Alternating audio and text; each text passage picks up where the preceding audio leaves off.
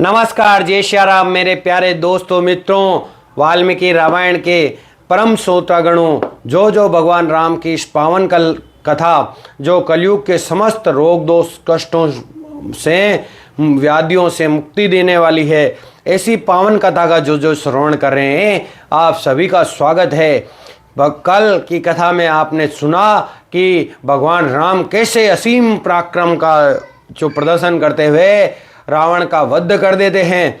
तब जो है सर्वप्रथम सुग्रीव, अंगद और विभीषण तथा लक्ष्मण ने आकर राम को प्रणाम किया, क्योंकि अपने बड़े भाई को रणभूमि में मरा हुआ देखकर विभीषण स्वयं को रोक नहीं पाए और शोक से विलाप करने रोने लगे। अब आज की कथा में हम प्रवेश करते हैं मित्रों दोस्तों। आज की कथा को हम जानते हैं।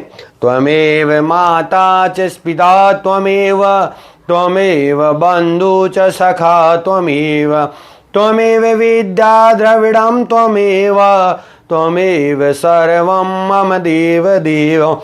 रामाय रामभद्राय रामचंद्राय वेदसे रघुनाथाय नाथाय श्री सीताया पते नमः।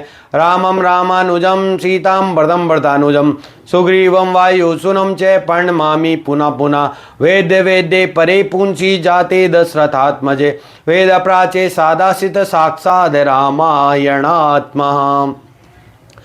इसी बीच जो है रावण की मृत्यु का समाचार महल में पहुंचा। रावण की सभी पत्नियां रणभूमि में आ गई। उनके केस बिखरे हुए थे, आभूषण अस्त व्यस्त थे तथा वे विलाप करती हुई अपने पति की ओर आ रही थी। कुछ शोक के मारे धूल में लौटने लगी, कुछ ने रावण के शरीर के विभिन्न भागों का आलिंगन कर लिया। वे करुण क्रंदन करते हुए कहती, हे स्वामी, हे मेरे पति। एक स्त्री रावण की गर्दन पकड़कर विलाप कर रही थी। कुछ अन्य स्त्रियां उनके चरणों की ओर पकड़े तो कुछ उसकी घायल छाती को पकड़े हुए थी और कुछ अन्य शोक से बाएं ऊपर फेंक कर रो रही थी।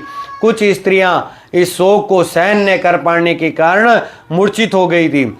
इस प्रकार जोर से विलाप करते हुए वे कहती, हे स्वामी, हमारे वे विभीषण के उचित परामर्श को न मानकर आपने स्वयं अपना विनाश कर लिया।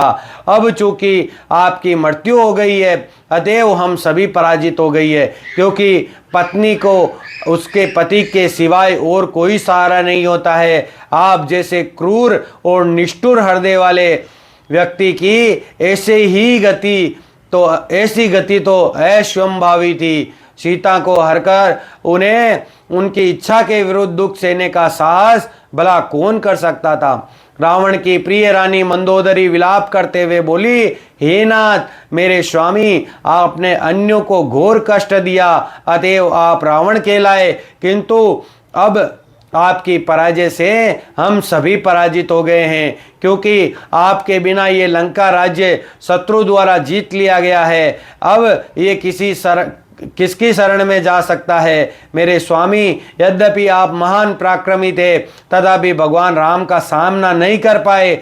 आपको अपने पराक्रम का अभिमान था, अतएव आप पृथ्वी के ऊपर अनावश्यक भार बन गए। आप समझ नहीं पाए कि पृथ्वी का भार उतारने के लिए भगवान विष्णु स्वयं राम के रूप में अवतरित हुए हैं। हे रावण, सीता के लिए आपके मन की पापी भावनाएं ही आपके तथा अन्य राक्षसों का विनाश का कारण है। आपने सदैव ही एक महान वीर होने का स्वांग किया, तथापि छल से सीता का हरण करके अपनी कायरता को सिद्ध कर दिया। आप वासना के वशीभूत थे, अतः माता सीता के प्रभाव को समझ नहीं पाए। उनके श्राप के कारण ही रामचंद्र जी के द्वारा वध किए जाने पर आपकी ऐसी तुच्छ दशा हो गई है। हे राक्षस कुल के हर्ष, आपके कारण अब लंका राज्य का और हमारा कोई रक्षक नहीं रहा है। अपने कर्मों से आपने अपनी देह को गिद्धों के भोजन के योग्य तथा आत्मा को नरक के योग्य बना दिया है, किंतु आपका ऐसा अधम चरित्र होने पर भी मुझे समझ नहीं आता है कि आपके बिना मैं कैसे जीवित रह पाऊंगी। अंत में मंदोदरी रावण की छाती पर अपना सिर टिकाकर मूर्छित हो गई। तब अन्य रानियों ने उसे उठाया और उसकी मूर्छा टूटी।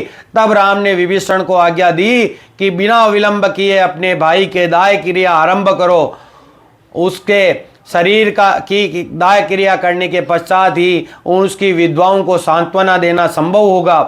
विभीषण कहने लगा, मैं उस व्यक्ति का दाह संस्कार नहीं करना चाहता जिसने अन्य की पत्नियों को हरा तथा जो निर्दयी, अन्यायी और अधर्मी था। मेरे ज्येष्ठ भ्राता होने के नाते उसका सम्मान करना मेरा कर्तव्य है, किंतु उसके कर्म शत्रु जैसे थे, अतएव वे मेरी उपासना के योग्य नहीं है। तब राम ने कहा, मैं तुम्हारी बातों को स्वीकार करता हूं क्योंकि वह धर्म सम्मत है, किंतु इतने दोषों के होने पर भी मैं चाहता हूं कि अपने भाई की दाह क्रिया तुम करो। अब सारा विरोध समाप्त हो चुका है, अब रावण मर चुका है विभीषण, इसलिए अब ये सब बातों को तुम भूलो और अब रावण का दाह संस्कार करो। तब रावण के दाह संस्कार की तैयारी करने विभीषण लंका चले गए। अपने नाना माल्यवान को बुलाकर विभीषण ने अर्थी पर रावण की देह को रखा और दाह संस्कार के लिए चल दिए। अनेक राक्षस लकड़ियां लेकर उनके साथ चले। वे दक्षिण दिशा में स्थित शमशान में गए तथा वैदिक रीति के अनुसार उन्होंने रावण के शरीर का दाह संस्कार किया। तब रावण की पत्नियों को सांत्वना दी गई और सभी पुनः लंका लौट गए। राम ने अपना अलौकिक क्रोध त्याग कर शांत भाव धारण किया और अपने धनुष बाण तथा कवच को एक ओर रख दिया। युद्ध की समाप्ति पर देवता अपने अपने लोकों को चले गए। जाते जाते वे भगवान राम का गुणगान करते हुए संतोष का अनुभव करने लगे। तब मातली राम द्वारा यथोचित सम्मान और लौटने की आज्ञा प्राप्त करने के पश्चात इंद्र के रथ पर सवार होकर आकाश में उड़े और स्वर्ग को लौट गए। अपने सैन्य शिविर में लौटकर राम ने लक्ष्मण को विभीषण का राज्याभिषेक करवाने की आज्ञा दी। लक्ष्मण ने प्रधान वानरों को स्वर्ण पात्र दिए और 4 सागरों का जल शीघ्र भरकर लाने को कहा। लक्ष्मण ने वैदिक रीति के अनुसार राज्याभिषेक समारोह का संपादन किया। सभी लंकावासी भेंट स्वरूप मंगल वस्तुओं को लेकर यज्ञ स्थल पर आए। इन भेंटों को स्वीकार करके विभीषण ने उन्हें राम को दे दिया। तब राम ने हनुमान से कहा, कृपया देखकर आओ कि सीता कैसी है। उन्हें बता देना कि मैंने रावण का वध कर दिया है और मेरे लिए उनका संदेश लेकर आना। हनुमान जी महाराज अशोक वाटिका में फिर से गए और देखा कि शोक संतप्त मैया सीता अब भी भयंकर राक्षसनियों द्वारा गिरी हुई है। सीता के समक्ष विनय पूर्वक खड़े होकर हनुमान जी महाराज बोलते हैं कि आपके पति ने आपके लिए संदेश भेजा है। कई माह बिना निद्रा के व्यतीत करने के पश्चात आज मैंने तुम्हें मुक्त करवाने की अपनी प्रतिज्ञा पूर्ण की है। अब तुम पर अत्याचार करने वाला राक्षस मर चुका है, अतः चिंता छोड़ दो। रावण की मृत्यु तथा राम के शय कुशल होने का समाचार सुनते ही सीता हर्ष से इतनी भाव विभोर हो उठी कि कुछ क्षणों के लिए तो वे कुछ भी बोल नहीं पाई। जब हनुमान ने उनसे उत्तर न देने का कारण पूछा तब उन्होंने बताया, मैं इतनी प्रफुल्लित हूँ कि बोल नहीं पा रही हूँ। हे हनुमान, तुमने मुझे जो संदेश दिया है वह स्वर्ण अथवा रत्नों की अपार राशि से भी अधिक मूल्यवान है। हाथ जोड़े हुए हनुमान बोले, यदि आप चाहे तो मैं आपको इतने दिनों तक सताने वाली इन सभी भयंकर राक्षसनियों का वध कर सकता हूँ।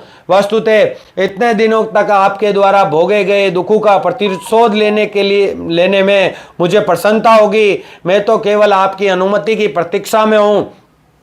दयालु सीता मैया कहती है कि ये तो केवल मूढ़ सेविकाएं हैं जो अपने राजा की आज्ञा मानने को विवश थी। जो भी दुख मैंने भोगे उसका कारण मेरा पूर्व प्रारब्ध ही था। ये राक्षसनियां तो प्रारब्ध का निमित्त मात्र थी। हे हनुमान, संभवतः तुमने सुना होगा कि एक महान व्यक्ति अपने प्रति किए गए अपराधों का विचार नहीं करता है, अपितु वह बुरे व्यक्तियों के प्रति बुरा न करने को दृढ़ प्रतिज्ञ होता है।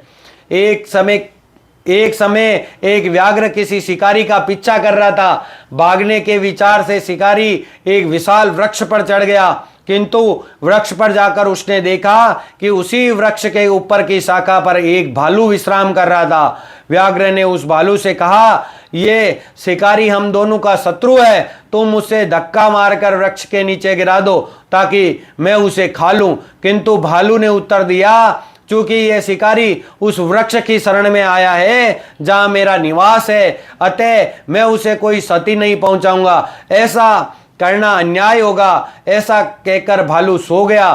तब व्याघ्र ने शिकारी से कहा, यदि तुम मेरे खाने के लिए इस भालू को वृक्ष से गिरा दोगे तो मैं तुम्हें वचन देता हूं कि मैं तुम्हें कोई क्षति नहीं पहुंचाऊंगा। उस व्याघ्र की बातों में आकर शिकारी ने उस सोते हुए भालू को गिरा दिया, किंतु गिरते हुए उस भालू ने वृक्ष की दूसरी शाखा को पकड़कर स्वयं को बचा लिया। तब उस व्याघ्र ने भालू से कहा, चूंकि इस शिकारी ने तुम्हें मारने का प्रयास किया है, अतः तुम्हें उसे वृक्ष से नीचे गिराकर उसका प्रतिशोध लेना चाहिए। बाघ द्वारा भालू से बार बार आग्रह किए जाने पर भी भालू ने उसके आग्रह को स्वीकार कर दिया और कहा, एक महान व्यक्ति अपने प्रति किए गए अपराधों के लिए अपराधी को दोष देने का विचार नहीं करता है, अपितु वह बुरे व्यक्तियों के प्रति बुरा न करने की ही दृढ़ प्रतिज्ञा होता है। ऐसा व्यवहार ही सदाचारी व्यक्तियों का आभूषण होता है। इस प्रकार दोष से सावधान किए जाने पर हनुमान ने सीता से पूछा कि उन्हें राम के लिए कोई संदेश देना है। तो सीता ने मैया बताती है कि मेरा एकमात्र संदेश यही है कि मुझे अपने प्रिय पति को देखने की उत्कृष्ट अभिलाषा है, जो सदैव ही अपनी शुद्ध भक्तों के परम स्नेही के रूप में विख्यात है। हनुमान जी महाराज कहते हैं कि विश्वास रखें, आप आज ही राम और लक्ष्मण का दर्शन करेंगी। अब मुझे प्रस्थान की अनुमति दीजिए ताकि मैं विलंब अपना संदेश पहुंचा सकूं।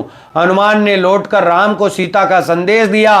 हनुमान ने राम से विनती की कि वे सीता से मिले तथा कहा, चूंकि सीता ने घोर पीड़ा को सहन किया है एवं सदैव आपके दर्शन की अभिलाषा की है, कृपया आप तुरंत अशोक वाटिका चले जाएं।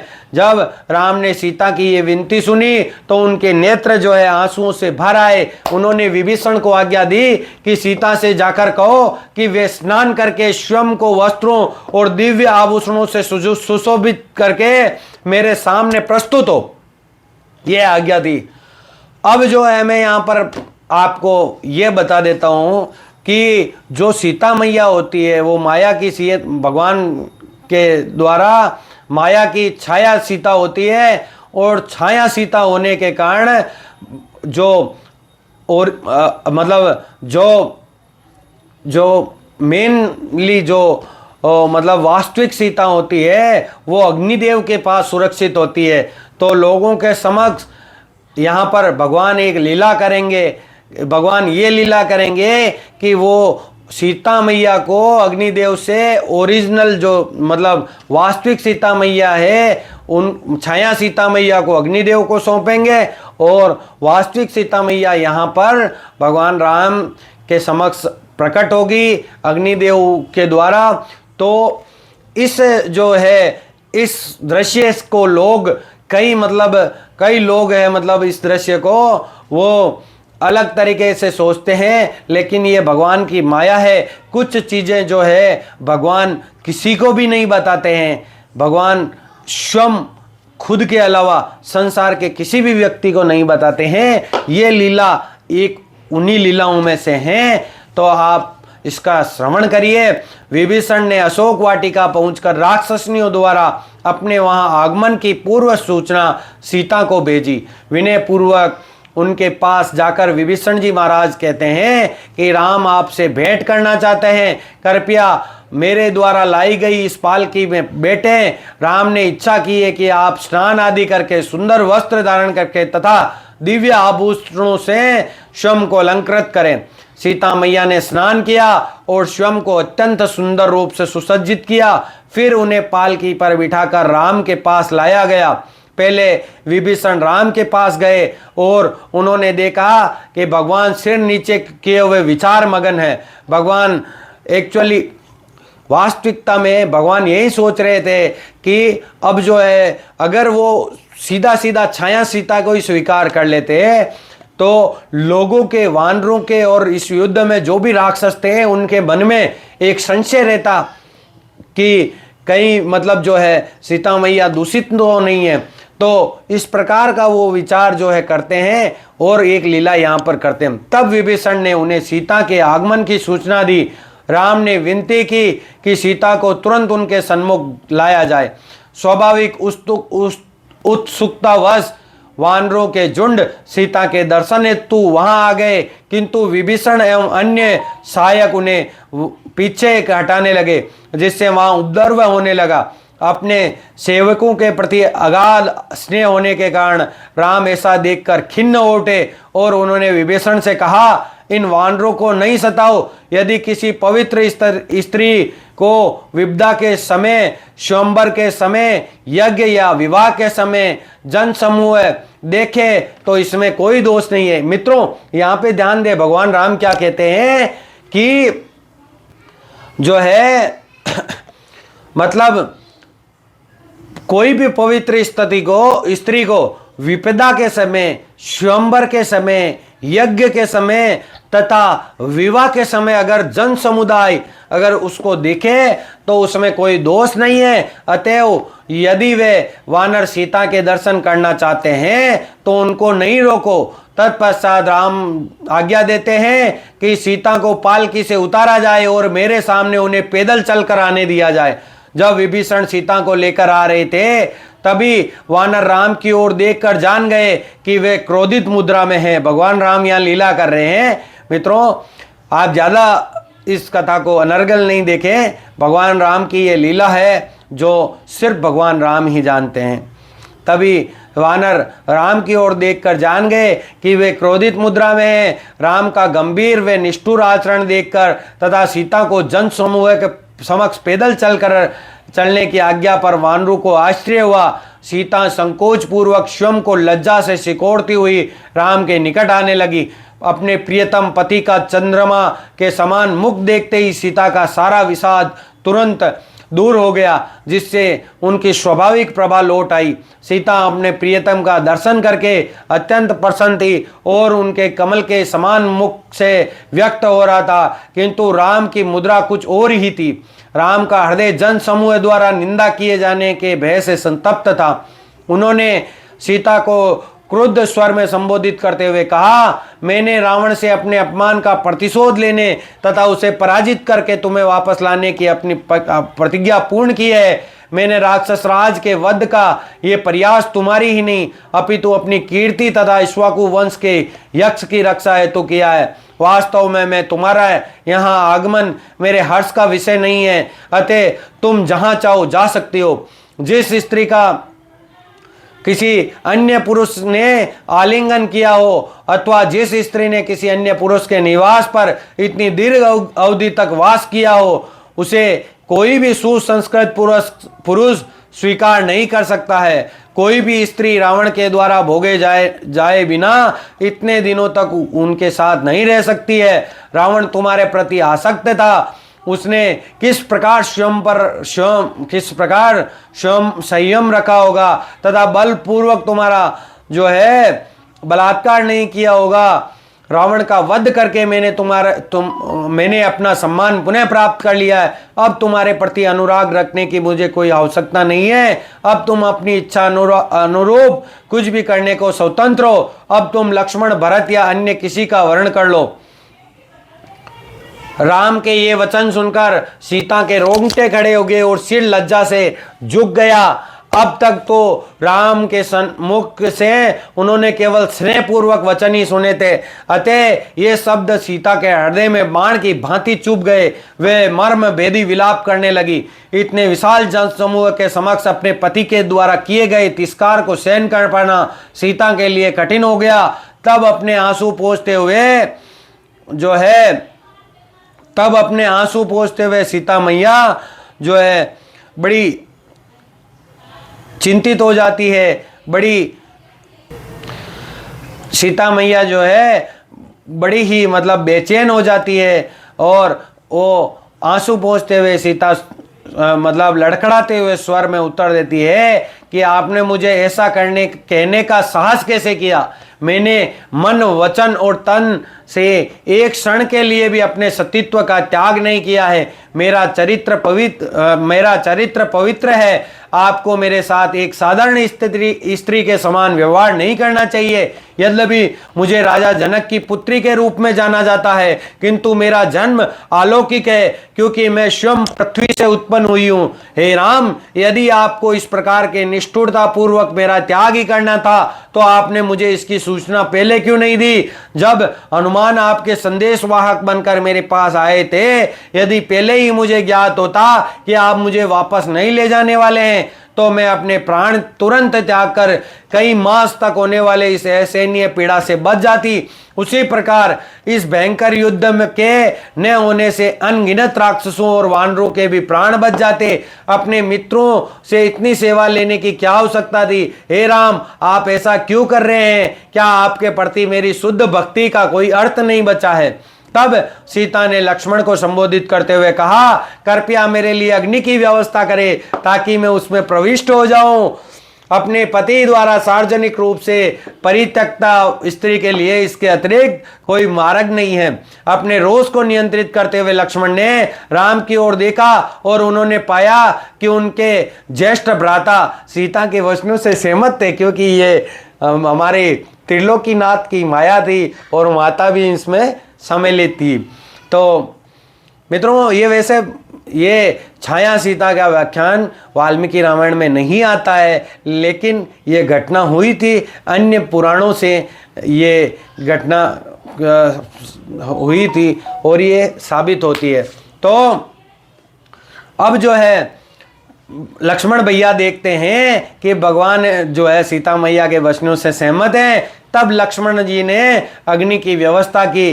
राम इतने गंभीर तथा उग्र लग रहे थे कि उनसे कुछ बोलने का अथवा उन्हें शांत करने का साहस किसी का नहीं हुआ।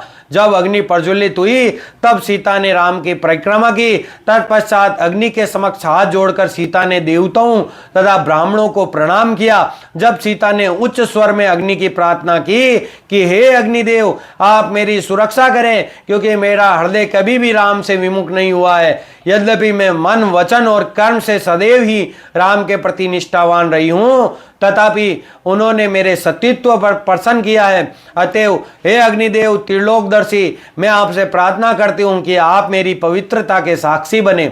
ऐसा कहकर सीता ने अग्नि की परिक्रमा की। सारा जन समुदाय आश्चर्यचकित होकर देखता रहा और सीता निर्भीक मन से अग्नि में प्रविष्ट हो गई। देवदीप्तिमान स्वर्ण आभूषण धारण किए हुए सीता मैया उस अग्नि में सुनहरी आभा युक्त प्रतीत हो रही थी। सीता के अग्नि में प्रविष्ट होते ही वहां उपस्थित स्त्रियां भय से चीखने लगी और वहां एकत्रित वानर और राक्षस शोक संतप्त स्वर में चिल्लाने लगे। उस दुख के वातावरण में भी राम जो है विचार मग्न थे।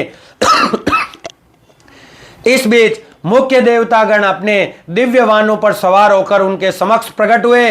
जब राम उनके समक्ष हाथ जोड़कर खड़े हुए, तब शिव तथा ब्रह्मा सहित सभी देवताओं ने कहा, हे परम पूर्ण पुरुषोत्तम भगवान रामचंद्र, आपके द्वारा आपकी नित्य संगिनी सीता की अवहेलना को देखकर हम अत्यंत दुखी हैं। आप ब्रह्मांड के रचनाकार तथा सभी देवताओं के प्रभु है। एक साधारण मनुष्य की भांति आप क्यों अपनी दिव्यता की अवहेलना कर रहे हैं और सीता का त्याग कर रहे हैं? तब राम ने उत्तर दिया, मैं स्वयं को महाराज दशरथ के पुत्र के रूप में एक साधारण मनुष्य मानता हूं, किंतु यदि ब्रह्मा कुछ और कहना चाहे तो कहे। तब ब्रह्मा जी ने कहा, मेरे प्रिय भगवान राम, आप स्वयं साक्षात भगवान नारायण है और आप नारायण के सभी रूपों के समान है। आप मूल पूर्ण पुरुषोत्तम भगवान जो है विष्णु के संपूर्ण विस्तार है। आप सभी कारणों के कारण हैं। आप विश्व रूप तथा इस लौकिक जगत के आधार है। हम सब देवता आपके अंश एवं नित्य सेवक है। सीता स्वयं साक्षात लक्ष्मी अर्थात भाग्य की देवी है। आप दोनों रावण का नाश करने के लिए ही इस पृथ्वी पर अवतरित हुए हैं। अब चूंकि ये कार्य पूर्ण हो गया है, अतएव आप जब तक इच्छा करें तब तक इस पृथ्वी पर राज्य करने के पश्चात आध्यात्मिक आकाश स्थित अपने अलौकिक निवास में लौट सकते हैं। जब ब्रह्मा जी मौन हुए, तभी सीता सहित अग्निदेव ज्वाला से प्रकट हुए। अग्नि ने सीता को राम के समक्ष प्रस्तुत किया। तब सभी ने देखा कि उनके लाल वस्त्र, आभूषण, केश आदि पर कहीं भी जलने के चिन्ह नहीं थे। सर्वव्यापी साक्षी होने के नाते अग्नि ने घोषणा की, हे राम, आपकी पत्नी सीता पूर्णतः निष्कलंक है। सीता मन, वचन तथा दृष्टि से सदैव ही आपके प्रति निष्ठावान रही है, तो फिर उनके कर्मों का क्या कहना। अतएव प्रभुवर राम, अपने कठोर वचनों और व्यवहार को त्याग कर आप निसंकोच इनको स्वीकारिए। अग्निदेव द्वारा दिए गए प्रमाण से राम जी जो है प्रसन्न हुए और उनके नेत्रों से आनंद के आंसू बहने लगे। उन्होंने कहा, हे अग्निदेव, सीता की निष्कलंक पवित्रता का जन साधारण को विश्वास दिलाने के लिए अग्नि परीक्षा आवश्यक थी। यदि मैं उन्हें ऐसा करने से रोक देता तो सामान्य जन उसकी पवित्रता का प्रमाणित किए बिना मेरे द्वारा स्वीकार किए जाने पर मेरी आलोचना करते। मुझे आसक्त जानकर मेरी लोक निंदा होती। मैं सीता की पवित्रता से अनभिज्ञ नहीं था और यह भी जानता था कि रावण उन्हें कभी दूषित नहीं कर सकता है। वे अपनी धर्म पारायणता की शक्ति द्वारा सदैव ही पूर्ण रूप से सुरक्षित थी। संपूर्ण विश्व के सामने सीता की पवित्रता को दिखलाने के लिए ही मैंने उनकी अवहेलना करने का अभिनय मात्र किया है। वस्तुतः सीता मुझसे अलग नहीं है, वे मेरी अंतरंगा शक्ति ही है। जिस प्रकार सूर्य की किरण सूर्य से अलग नहीं होती है, इसी प्रकार सीता से अलग होकर मेरा अस्तित्व स्वयं भी नहीं है, संभव ही नहीं है। तो अब आप भगवान राम के शब्दों को सुनकर निश्चिंत हो गए होंगे कि सीता माता की और भगवान की ये लीला है। कई लोग इस पर भी प्रश्न उठाते सोचते हैं, तो कभी ऐसा आप मन में विचार नहीं लाए, भगवान के प्रति ऐसा कभी विचार नहीं लाए। भगवान नारायण जो भी कार्य करते हैं वो अपने आप में प्रमाणित होता है, स्वयं में प्रमाणित होता है। और भगवान राम के किए हुए कार्य को में कोई पवित्रता, कोई दूषिता या कोई मेल हो ही नहीं सकता है। सीता से पुनर्मिलन होने पर राम को अलौकिक आनंद का अनुभव हुआ। उनकी लीलाएं उनकी अतरंगा शक्ति का ही प्राकट्य है, जो आध्यात्मिक आदान प्रदान की अभिरुचि के उद्देश्य से की जाती है। तब शिव ने राम से कहा, हे प्रभु, अतुलनीय बल वाले राक्षस रावण का वध करके आपने आश्चर्यजनक वीरता का कार्य किया है, जिसका गुणगान विश्व का सहार होने तक तीनों लोकों में किया जाता रहेगा। इस प्रकार से आकाश की ओर संकेत करते हुए शिव ने कहा, हे राम, देखिए आपके पिता दिव्य रथ पर बैठे प्रतीक्षा कर रहे हैं। आपकी कृपा से वे मुक्त होकर इंद्रलोक में निवास कर रहे हैं। आप शीघ्र ही वहां पर लक्ष्मण सहित जाकर महाराज दशरथ से मिले, क्योंकि वे आपके दर्शन हेतु ही यहाँ आए। राम तथा लक्ष्मण ने वहां जाकर अपने पिता को प्रणाम किया। अत्यंत प्रसन्न होकर महाराज दशरथ ने राम को अपनी गोद में लेकर कहा, मेरा स्वर्ग में निवास करना मुझे वास्तविक आनंद नहीं देता है। हे राम, अभी आपको देखकर मुझे आनंद आ रहा है। आपको निष्कासित किए जाने के केकई के वचन सदा के लिए मेरे हृदय पर अंकित हो गए हैं। अब आपके वनवास की अवधि समाप्ति की ओर है, अग्रसर है। अतः मुझे कुछ सांत्वना मिली है, किंतु अब भी मेरी ये अभिलाषा है कि आप अयोध्या लौटे तथा भरत से मिलने के पश्चात विश्व के राजा के रूप में आपका राज्याभिषेक किया जाए। मैं अब समझता हूं कि आप स्वयं भगवान विष्णु हैं और आपने रावण को पराजित करने के लिए ही पृथ्वी पर अवतार लिया है। तब राम जी महाराज ने उत्तर दिया, पिताश्री, अपने वनवास की अवधि समाप्त होने तथा मेरा लक्ष्य पूरे होने पर मुझे भी शांति प्राप्त हुई है, किंतु मेरी आपसे एक विनती है कि मेरे वनवास जाते समय माता कैकेयी तथा भरत की भर्त्सना करने वाले जो कटु शब्द आपने कहे, उनका त्याग किया। कृपया उन शब्दों को आप वापस ले लें। महाराज दशरथ ने तुरंत ही सहमति दे दी और कहा, ऐसा ही हो। तब उन्होंने स्नेहपूर्वक लक्ष्मण का आलिंगन करते हुए कहा, पुत्र, राम के प्रति तुम्हारी अखंड भक्ति के लिए मैं तुम्हारा नित्य रूप से ऋणी रहूंगा। तुम कृपया इतना जान लो कि तुम्हारे बड़े भाई साक्षात पूर्ण पुरुषोत्तम भगवान है, जो विश्व के कल्याण हेतु मानव रूप धारण करके प्रकट हुए हैं, बड़े से बड़े देवताओं के भी आराध्य हैं। तो फिर हमारा क्या कहना। तब महाराज दशरथ ने सीता से कहा, राम ने आपके सतीत्व की परीक्षा ली। इस परीक्षण से मैं खिन्न न होना। अपने सद्व्यवहार के कारण विश्व के इतिहास में आपका नाम अतुलनीय महान स्त्री के रूप में अंकित होगा। ये कहकर महाराज दशरथ अपने दिव्य रथ पर सवार होकर स्वर्ग लोक में चले गए। राम हाथ जोड़े हुए खड़े थे। तब इंद्र ने कहा, मेरा वचन सत्य होता है, मेरी इच्छा है कि आप मुझसे आशीर्वाद मांगे। राम इंद्र के वचन सुनकर प्रसन्न हुए। उन्होंने आग्रह किया, हे स्वर्ग के राजा, युद्ध में मेरी सेवा के लिए प्राण त्यागने वाले मृत सभी वानर योद्धाओं को कृपया जीवन दान दे। साथ में इनके निवासों पर स्थित सभी वृक्ष उचित ऋतु न होने पर भी फलों से भर जाए। इंद्र ने कहा, यह वरदान दे पाना मेरे लिए तो भी कठिन है, तथापि मैं हर्ष से ऐसा ही करूंगा। तभी युद्ध में मारे गए सभी वानर जीवित उठे और उनके घाव पूरी तरह से भर गए। ऐसा लगा मानो वे सब गहरी निंद्रा से उठे हो। किंतु जब उन वानरों ने अपने सामने राम तथा देवताओं को देखा, तब वे समझ गए कि उन्हें पुनर्जीवन प्राप्त हुआ है तथा उन्हें अत्यंत हर्ष का अनुभव हुआ। तब इंद्र तथा अन्य देवता चले गए। राम और वानरों ने उसी स्थान पर रात्रि व्यतीत की। अगले दिन प्रातः विभीषण राम के पास आए। उनके साथ भगवान के स्नान की सामग्री लिए हुए असंख्य सेविकाएं भी थी। किंतु राम ने आज्ञा दी, प्रिय विभीषण, सुग्रीव के दल से सभी वानरों को बुलवाओ। इन राजोचित सुखों का आनंद उन्हें लेने दो। भरत, जो भी मेरे लिए कठिन तपस्या कर रहे हैं, उनसे अलग रहकर वे वैभव मुझे आकर्षित नहीं करते हैं। मेरा आग्रह है कि तुम शीघ्र ही अयोध्या लौटने का उपाय करो। वस्तुतः चलकर वहां जाना दुष्कर होगा। विभीषण ने कहा, यदि आप पुष्पक रथ पर चढ़कर जाए तो आप आज ही अयोध्या पहुंच जाएंगे। किंतु मैं आपसे विनय पूर्वक आग्रह करता हूं कि आप सीता मैया और लक्ष्मण भैया और वानर सेना के सहित कुछ समय यहां पर रहे, ताकि आपके प्रस्थान से पूर्व में आप सभी का राजोचित सत्कार कर सकूं। राम जी महाराज ने कहा, मैं तुम्हारे आतिथ्य को निश्चित ही स्वीकार नहीं कर सकता हूं, किंतु भरत और कौशल्या माता और अन्य माताओं से मिलने की मेरी उत्कंठा निरंतर बढ़ती जा रही है। अतः मैं तुमसे अविलंब प्रस्थान करने की अनुमति चाहता हूं। विभीषण शीघ्र जाकर राम जी के लिए पुष्पक रथ लेकर आए।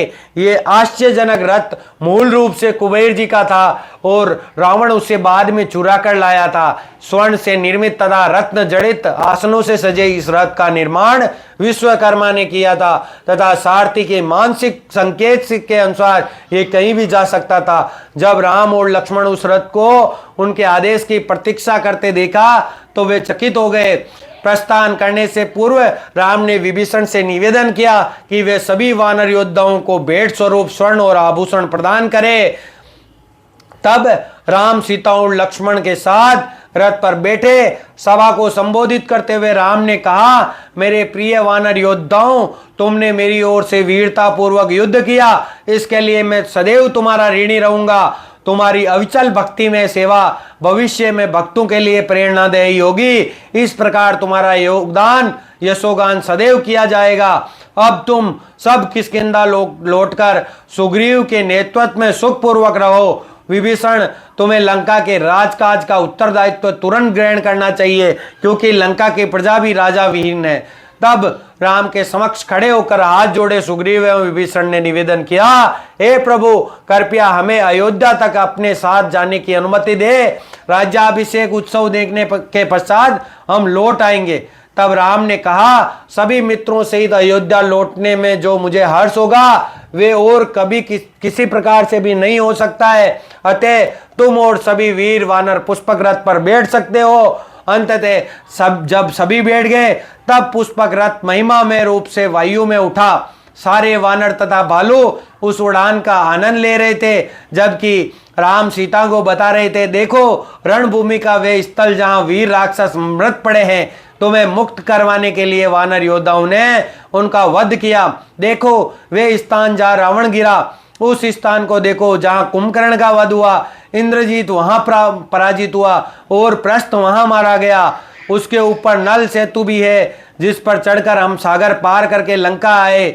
वहां उस दूर तट पर सेतुबंध नाम का स्थान है, जहां से सेतु का निर्माण आरंभ हुआ था। अब से यह सेतुबंध एक अत्यंत पवित्र स्थल होगा, जिसे रामेश्वरम नाम से जाना जाता है। दोस्तों मित्रों, और आप सभी रामेश्वरम का दर्शन करते हैं, जिसमें व्यक्ति के जन्म जन्मांतर के पापों को धोने की क्षमता है। ऐसे रामेश्वरम तीर्थ की स्थापना का ये यहाँ पर आता है व्याख्यान। और जब राम ने सीता मैया को किष्किंधा दिखाया, तब सीता ने कहा, अयोध्या लौटते समय वानर प्रमुखों की पत्नियों का संग प्राप्त होने पर मुझे अत्यंत हर्ष होगा। तब राम ने सीता से आग्रह को प्रसन्नतापूर्वक स्वीकार कर लिया। रथ रोका गया। तब राम ने सुग्रीव तथा अन्य वानर योद्धाओं को आदेश दिया कि वे अपनी अपनी पत्नियों को लेकर शीघ्र आ जाएं। सभी के आगमन के पश्चात उन्होंने पुनः यात्रा जो है आरंभ कर दी। अब मित्रों दोस्तों, आज की कथा को हम यहीं पे संपूर्ण करते हैं और आज की कथा से कल की कथा में हम आगे बढ़ेंगे तो देखेंगे कल की कथा में भगवान किस प्रकार की लीलाएं करते हैं।